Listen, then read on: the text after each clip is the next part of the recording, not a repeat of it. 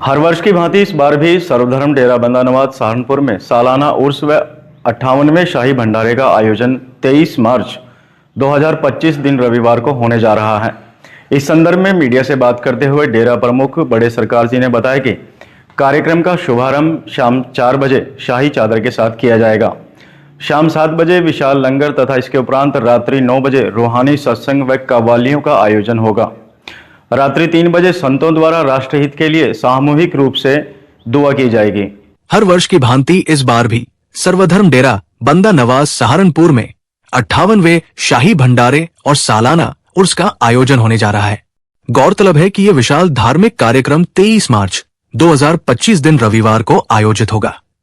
इस बारे में जानकारी देते हुए सर्वधर्म डेरा बंदा नवाज प्रमुख बड़े सरकार जी ने मीडिया से बात करते हुए कहा कि इस बार 58वें सालाना उर्स तथा शाही भंडारे के उपलक्ष्य में अनेकों धार्मिक कार्यक्रम आयोजित किए जाएंगे।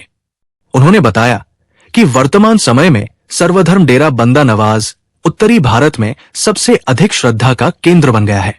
उन्होंने कहा कि यह धार्मिक कार्यक्रम इस बार 23 मार्च 2025 दिन रविवार को आयोजित किया जाएगा। बड़े सरकार जी ने बताया कि कार्यक्रम का शुभारंभ शाही चादर के साथ किया जाएगा।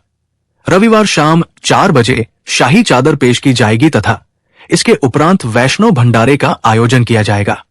रात्रि को रूहानी सत्संग व कव्वालियों का कार्यक्रम आयोजित होगा। सर्वधर्म डेरा बंदा नवाज प्रमुख बड़े सरकार जी ने बताया कि देर रात्रि में भारत के अलग अलग स्थान से आए संतों व महात्माओं द्वारा देश हित में दुआ की जाएगी। सरकार जी, सबसे पहले तो आपका बहुत बहुत स्वागत है, अभिनंदन है। जिस प्रकार हर वर्ष उर्स मुबारक का कार्यक्रम बड़े ही धूमधाम से डेरा बंदा नवाज सहारनपुर में आयोजित किया जाता है और जाहिर सी बात है इस बार भी हर वर्ष की भांति और अधिक ऊर्जा और उत्साह से यह कार्यक्रम आयोजित होने जा रहा है। कार्यक्रम के बारे में क्या रूपरेखा रहेगी? इसमें ऐसा है कि ये 58 आवर्स है और इसके अंदर जिस तरह हर वर्ष होता है इसी तरह सारा कार्यक्रम है। पहले 23 मार्च और संडे के दिन शाही चादर जो है वो लगभग 4 बजे और उसके बाद में फिर लंगर का वैष्णव लंगर का इंतज़ाम है और उसके बाद में फिर जो 2 बच्चों की शादी है जो गरीब लोग हैं और वो कमेटी द्वारा कराई जा रही है और उसके बाद कव्वाली है और फिर रूहानी सत्संग है उसके अंदर और मुशायरा, ये सारी चीज़ें इसी तरह है। और एक दिन पहले उसकी याद में पाठ है सुखमनी साहिब का पाठ और फिर गीता भागवत का पाठ और फिर उसके बाद में कुरान का पाठ है और उसके बाद में बाइबल का पाठ है। उसी पाठ के साथ साथ ये सारे प्रोग्राम चलते रहेंगे।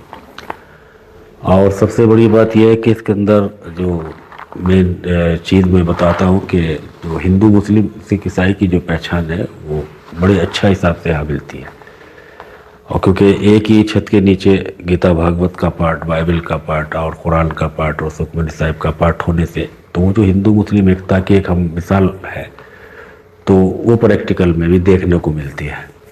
और यही है कि प्रार्थना के इस तरह के विचार हर व्यक्ति को, हिंदुस्तानी को रखने चाहिए ताकि हमारा हिंदुस्तान जिस दिशा के अंदर सियासत के तौर से पहुंच रहा है वो इससे दूर हो और जो हमारे देवी देवता पीर पैगम्बर का जो चलन रहा है हम उसे अपनाएं और उनके अगर हम साए में उनके बताए हुए रास्ते पर जो हम चलेंगे तो यकीनन हमारा भी कल्याण होगा और हमारे देश का भी कल्याण होगा। हम जो कार्यक्रम करते हैं ये किसी भी पॉलिटिक्स से इसका कोई ताल्लुक़ नहीं है और हम भी किसी पॉलिटिक्स में नहीं है, किसी भी पार्टी में नहीं है और ना ही आज तक हमने किसी पार्टी को समर्थन किया है।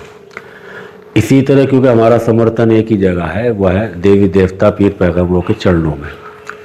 तो जितने भी श्रद्धालु यहाँ पर आते हैं तो हम उन्हें एक ही चीज़ बताते हैं कि भाई आप अपने जीवन को, क्योंकि इस जीवन का अंत होना है, जो पैदा हुआ है उसे जाना ज़रूर है। वो 10 साल 20 साल 50 साल 100 साल बस यही लिमिट है। तो हम उसे ये बताते हैं कि एक जीवन फिर शुरू होगा, तो वो जो जीवन शुरू होगा तो उस जीवन की तैयारी हमें इस जीवन में ही रखनी होगी।